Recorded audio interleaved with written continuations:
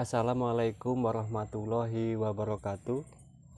Di dalam video sebelumnya saya sudah menjelaskan tentang apa peran dan fungsi sosiologi, sehingga harapan saya kita semua menjadi termotivasi, bersemangat untuk belajar lebih jauh tentang sosiologi. Kenapa? Karena apapun profesinya Anda nanti, apapun pekerjaan Anda nanti, apapun dimanapun Anda nanti, Anda selalu berhubungan dengan yang namanya sosiologis. Kemudian dalam video kali ini saya ingin menjelaskan tentang hubungan sosial. Kita tahu bahwa manusia itu selain sebagai makhluk individu, dia juga menjadi makhluk sosial. Karena manusia adalah juga makhluk sosial, maka manusia itu tidak akan bisa hidup sendiri. Dia pasti membutuhkan orang lain dalam bentuk apapun.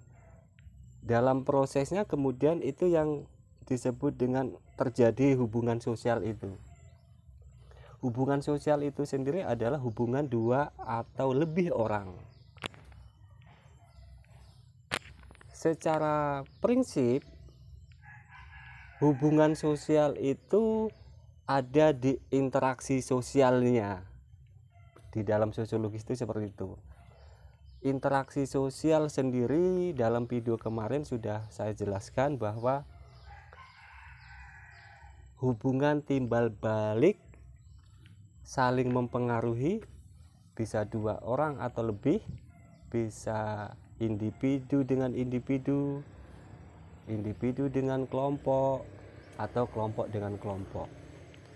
Namun yang namanya interaksi itu harus memenuhi dua syarat. Dua syarat itu menjadi satu kesatuan yang kemudian disebut dengan interaksi sosial itu sendiri. Syarat pertama adalah kontak sosial. Kontak sosial sendiri adalah aksi individu atau kelompok dalam bentuk isyarat, kemudian isyarat itu mempunyai makna bagi si pelaku, dan si penerima itu membalas isyarat tersebut dengan bentuk reaksi.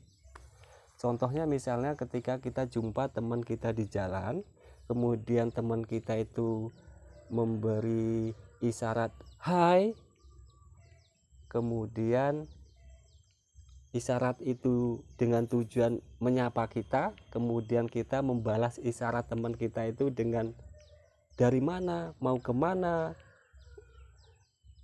dengan reaksi seperti itu. Itu yang kemudian disebut dengan kontak sosial. Kemudian kontak sosial ini selalu diikuti dengan komunikasi. Komunikasi itu menjadi syarat kedua. Komunikasi sendiri adalah proses penyampaian pesan atau informasi yang masing-masing kedua belah pihak itu memaknainya, sama-sama memahaminya apa pesan tersebut, saling memahaminya seperti itu. Ketika saling menyapa hai, mau kemana, dari mana, mereka kemudian saling berkomunikasi seperti itu. Itu contohnya. Kemudian dalam prosesnya yang namanya interaksi sosial itu ada beberapa faktor yang mempengaruhi. Ada imitasi, ada sugesti, ada identifikasi, ada simpati, dan ada empati. Yang pertama, imitasi. Imitasi itu proses meniru. Proses meniru ini diawali dari keluarga. Contoh ketika kita kecil dulu, waktu kita bisa makan saja, kita meniru orang tua kita, kakak kita, atau ayah kita, dan seterusnya. Ketika kita melakukan sesuatu, kita itu tahu karena meniru. Meniru itu biasanya dilakukan diawali di dalam lingkungan keluarga itu sendiri. Kemudian yang kedua, sugesti. Sugesti itu terpengaruh.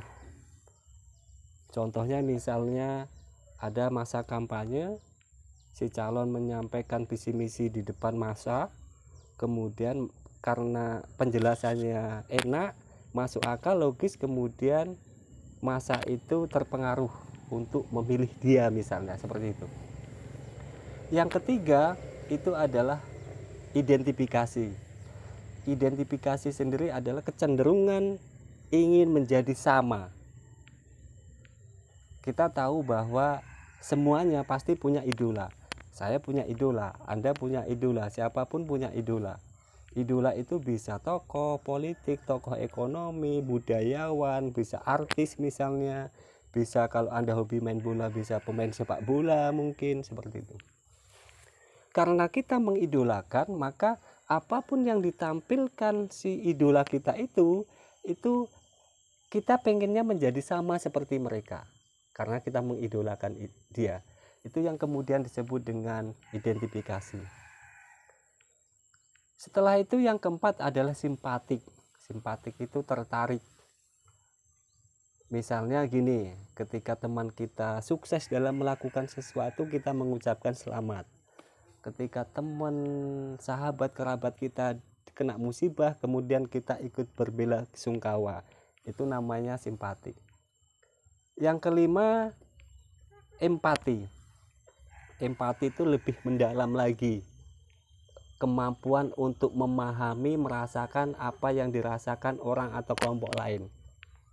Ada aksi di situ, ada aksi nyata. Empati itu misalnya gini, ketika terjadi bencana alam, banyak orang kena musibah misalnya, kemudian kita berempati dengan cara menggalang dana semampu kita, kemudian dana yang sudah terkumpul itu kita berikan, kita salurkan kepada si korban bencana. Itu adalah empati, itu seperti itu. Jadi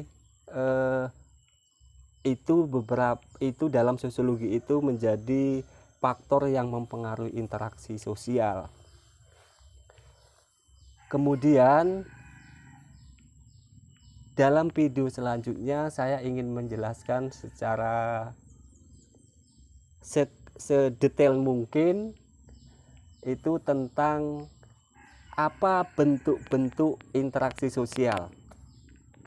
Nanti Anda akan menjadi tahu mana bentuk interaksi sosial itu yang asosiatif,